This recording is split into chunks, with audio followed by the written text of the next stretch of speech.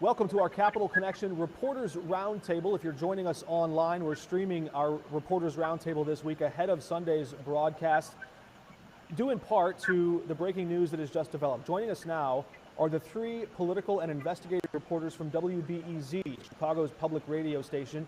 Dave McKinney joining us from Chicago, also Dan Mialopoulos, and Tony Arnold, all three with us now. If you're familiar with this story, this investigation into the ComEd corruption case, they've led the way in helping to illustrate much of what has gone on behind the scenes in recent years. Dave McKinney, I want to go first to you from Chicago to help set the table for what happened yesterday as the federal prosecutors in the U.S. Northern District brought this indictment, not against Speaker Madigan directly, but what did you see in those charging documents? Well, I mean, this was a groundbreaking set of indictments that moves this 18-month investigation into bribery involving Commonwealth Edison deeply into House Speaker Michael Madigan's inner circle. I mean, the person who I would argue is the closest Madigan confidant that he has had over decades in Springfield, Michael Mclean, was indicted along with three other former ComEd executives and lobbyists. And this now presents a very serious legal problem for those individuals, obviously, but a looming legal problem for Madigan and a more concrete political problem for him right now as he tries to round up votes for Speaker. Right, and we're seeing that some of that defection happening now as House Democrats, more of them are starting to flee his ranks. But back to the criminal prosecution side of this, we saw the statement from Mike Mclean's lawyer basically signaling that he's going to dig in, fight this, defend his innocence in court. Tony, I think it was you and Dave together who caught up with him at a Chicago Cut Steakhouse some months ago and sort of confronted him or asked him about whether or not he might ever testify against Speaker Madigan or cooperate with the federal investigation. It seemed that then he was not willing to do so. Describe how that encounter happened, what you heard from Mike Mclean in that interaction, and have you seen any shift in his posture here as the feds ramp up their pressure? Yeah, Mark. I mean, clearly, well, Tony, take it away there. Yeah, it was Dan and Dave who caught up with Mclean at the steakhouse. Maybe they could paint the better picture there. But I would just say that. Let's toss it to Dan, and Tony, we'll come back to you in a second. Then, if sure.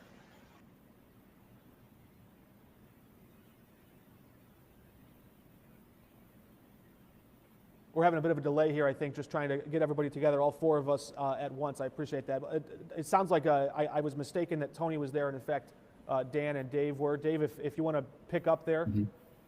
Yeah, sure. I mean, Dan, my colleague, and I basically ran into him at a Chicago restaurant. We knew he'd be there, but we confronted him as he was leaving Mclean and asked him point blank, have you been asked to cooperate by federal investigators, and will you cooperate? And to both questions, Mclean adamantly said, I have no plans to cooperate. I mean, I asked him if he'd consider it a betrayal to Madigan, his longtime friend, to cooperate. And he said it would be a betrayal to himself. And so at that point in time last spring, I mean, he was dug in very deeply. So it's not surprising to see him dig in the way he is now. But, of course, these things, as they drag out, the real problem for defendants in cases like this is, aside from proving their innocence, the legal bills begin to mount. And this is a very serious matter. And you see past defendants running, hundreds of thousands of dollars in legal bills to fight off these types of prosecutions. So that's a real issue confronting not only Mclean, but the other defendants in this case. Dan, you've taken a close look at ComEd's role in this. Of course, in that deferred prosecution agreement, we saw that federal prosecutors said, we're not giving up our right to go after and prosecute any of the former executives, and we see them doing that. But how do you analyze what we're seeing here, Dan? Because there are a number of different people that are listed and named. Some of them are cooperating. Anne Pramaggiore is at the top. She's now indicted. But how do you break down or analyze really who's cooperating with the feds, who's not, and what does this new round of indictments tell us about her role in this scheme?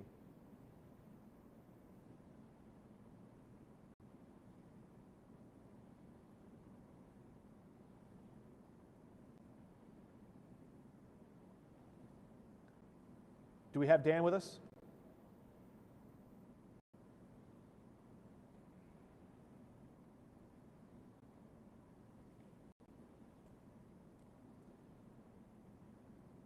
I think we're having some technical difficulties with Dan's feed.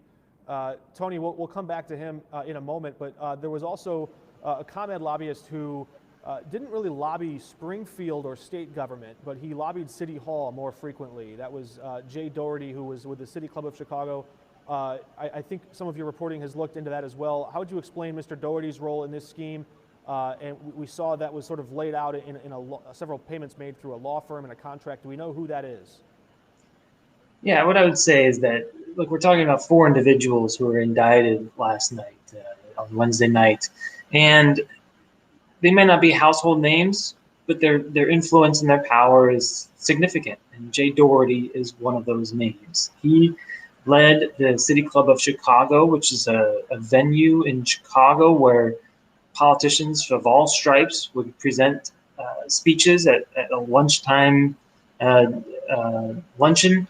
That was widely covered by the press, widely attended by people in Chicago, and Jay Doherty was kind of the master of ceremonies. He led the events, and now he was the face of the organization. Now he's one of the 4 people indicted as for basically being a pass-through, taking ComEd money and then distributing it to associates of Madigan in a way that was basically a no-work contract through a private company that Doherty had set up in his own name. And so this is the allegation that Doherty now faces. He was a lobbyist for ComEd, both at City Hall, as you mentioned, but also he was registered with the state to lobby Springfield, even if he wasn't a physical presence there for a long time. But we're talking about a substantial amount of money that the feds now accuse Doherty of passing through to these associates of Madigan. What ultimately became, I think ComEd paid him millions of dollars over something like 9 years that we went through. And so it's a significant part of the indictment that gets even closer here to, as we've been saying, Illinois House Speaker Michael Madigan. And Tony, do you see anything in this new indictment that connects the quid to the quo, the quid pro quo, right? Because, and that's what I was sort of driving at with that question about lobbying in Springfield, because this is all about, Speaker Madigan says it's not illegal to help reward someone or give someone a job, refer someone to even a lucrative job, or to make a referral on a law firm contract. He says those things are not on their own criminal, but when they're done in exchange for public business or legislation that benefits one business over another, or that allows a business to charge its customers higher rates, if that was done in concert, that's where it crosses that line of criminality. So was there something about this new indictment beyond maybe Jay Doherty's contracts that links those two together, this for that? It's not there yet that we're seeing. I think if it were there, we'd be talking about a different story today, in which Madigan would have been indicted. But we don't have that yet. Madigan denies wrongdoing. He's not been charged by the feds. And so as a result, what we get is this indictment where people are being accused of acting on Madigan's behalf, but not, according to this indictment, at Madigan's direction. And I think that's a significant distinction that allows the speaker to continue to say that he's not been charged with wrongdoing and has done nothing wrong. And that, but we've been told that this investigation is still ongoing, that this indictment is perhaps not the last that we hear from the feds about this scheme. If you're just now joining us online as we stream this conversation, it's our Reporters Roundtable with 3 political reporters at WBEZ, Dave McKinney and Tony Arnold with us now. Dan Mihalopoulos had to hop off, experiencing some technical difficulty. We may even be getting him back now. Dan, I actually just heard a signal there. He may be coming on. But Dave, I want to go to you first before we try to go back to Dan in a moment. Actually, I'm told now that Dan is back with us. Dan, we were just taking a look at the quid pro quo portion of this. Can you help us understand some of ComEd's role in Springfield? And it looks like in this indictment, everybody from the summertime interns up to the board of directors, if Speaker Madigan wanted somebody to work at ComEd to be on the payroll, he got his wish. He's now saying that he didn't necessarily do that in exchange for anything. Give us some of the background on who Anne Pramaggiore is and how she worked to see the Speaker's wishes come true. And he's gone again. Well, we set that up and Dan is gone. Dave, do you want to pick up there? Yeah, sure, man. We've got lots of gremlins here, don't we? Anne Pramaggiore was considered really the most powerful female business leader in Chicago when she was CEO and president of ComEd. She also had a seat on she had seats on multiple foundations and charities. She was on a committee of the Federal Reserve Bank in Chicago, so she had lots of clout. And the way that she was ultimately the person who had ultimate control to these requests that were coming in, as you mentioned, interns from the 13th Ward. There was a desire by Madigan to have young people get internships with ComEd, and according to the document that was filed yesterday, these people didn't have to compete with the regular pool of intern candidates, and it was considered a favor to the Speaker. There was also discussion about one of the Speaker's favored candidates being seated on the ComEd board, a person named Juan Ochoa. And so she was really kind of this person who had to sign off on a lot of these requests. And the feds in their charging documents basically say it was part of the scheme in order to help advance, 2 or 3 major pieces of legislation that ComEd wanted that ultimately are costing ratepayers billions of dollars across the state. That's the bottom line, is that people who pay their electric bill pay a higher rate. Taxpayers had to kick in more money that ComEd could get those subsidies. And now there's this $200 million fine that ComEd is paying. You'd presume the deferred prosecution agreement said that money couldn't come from ratepayers or the customers, but where else would a company's revenues or cash streams come from? Let's shift again to the political ramifications here. I want to draw from this new indictment one fact. The prosecutors point out and say they would use code to speak in secret about Speaker Madigan as, quote, our friend or a friend of ours. And you'd see that back and forth, the banter about let's not upset or provoke a reaction from our friend.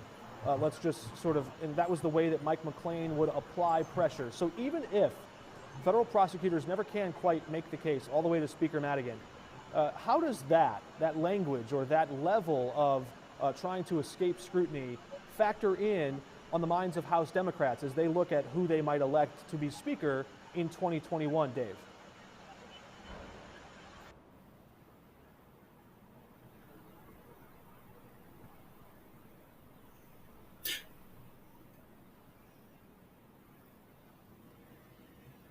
Yeah, Mark, I'm sorry. Was that directed toward me or?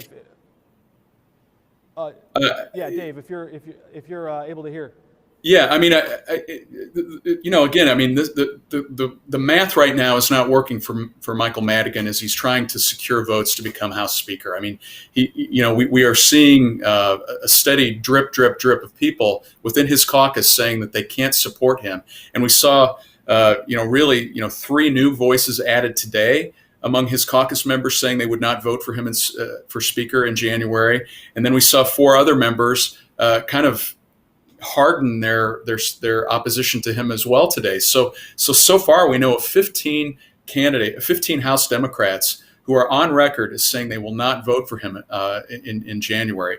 That takes him below the threshold of votes he needs in order to be reelected to another term as Speaker. So I think that most of the people who are in that column who are opposed to Madigan are really taken aback at what they're seeing spelled out in these federal charging documents that suggests that the leader of their caucus was involved in this corrupt effort.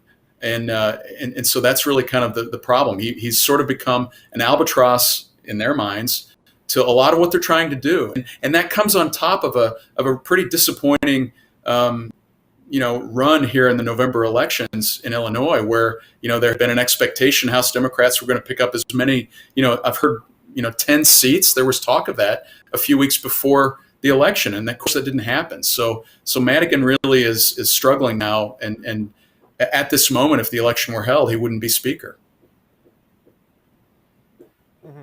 We saw Democrats had 74 seats, now down to 72. Then they picked up one out in Rockford, maybe at 73. But even still, if they lose those 15 votes, the 15 House Democrats who right now say they cannot support Speaker Madigan, that brings him below that 60 votes he needs, down to 58 votes roughly.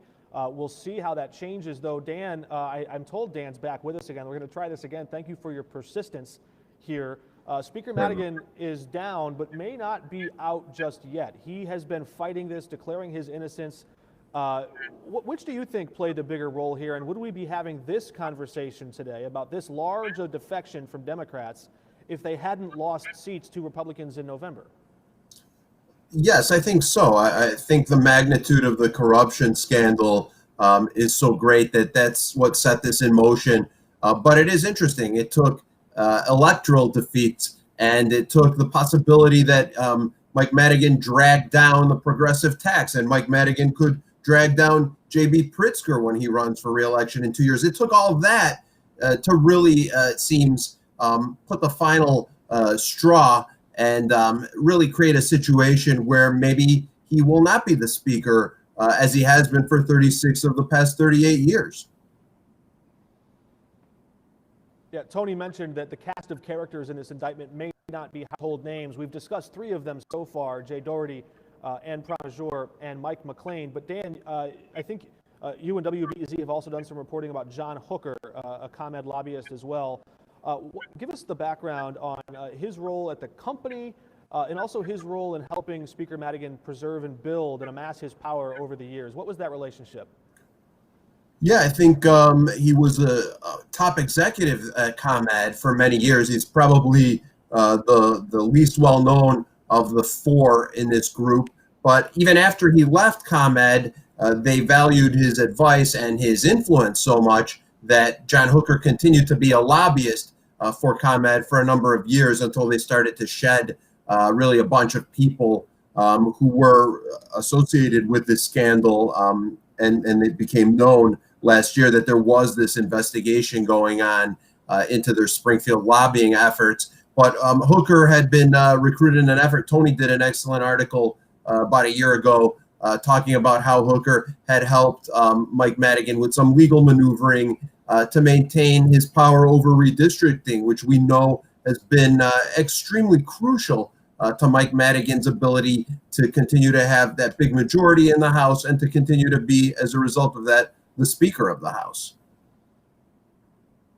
And Tony, that might be one big reason why Speaker Madigan wants to stick around through 2021. The redrawing of the next decade's maps are just right around the corner.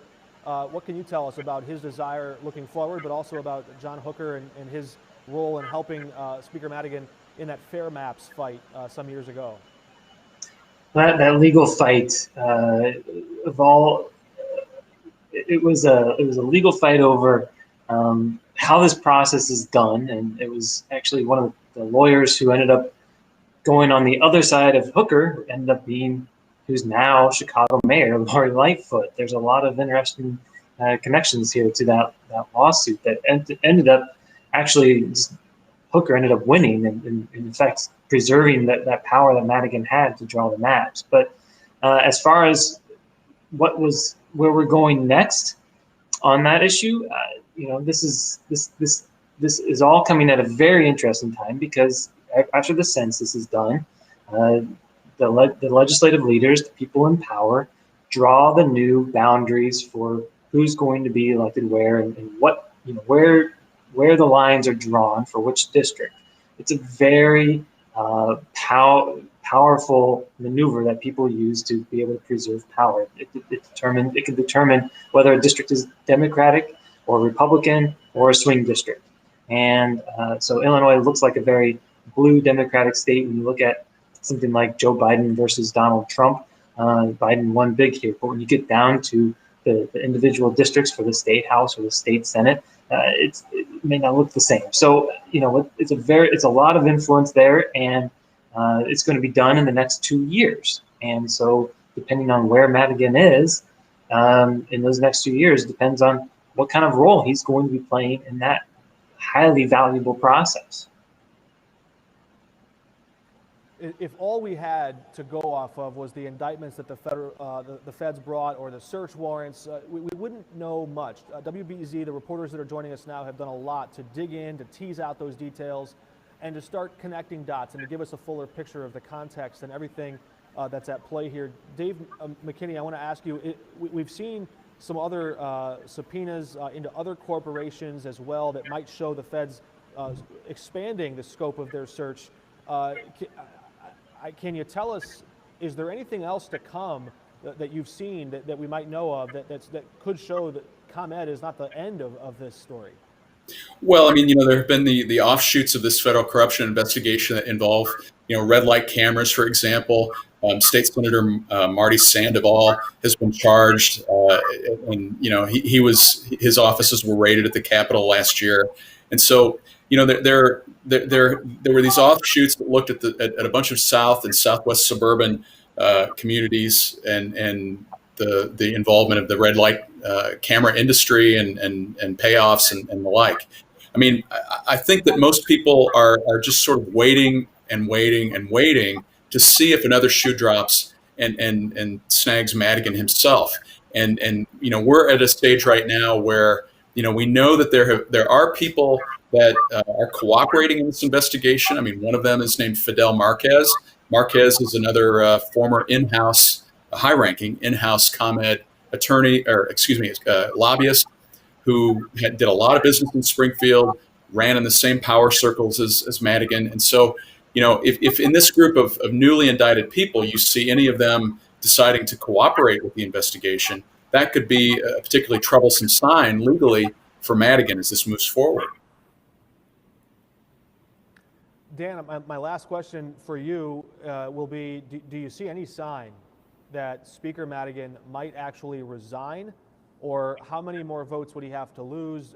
Do you see any chance that the Speaker doesn't fight this out all the way through to the January election in the House of Representatives?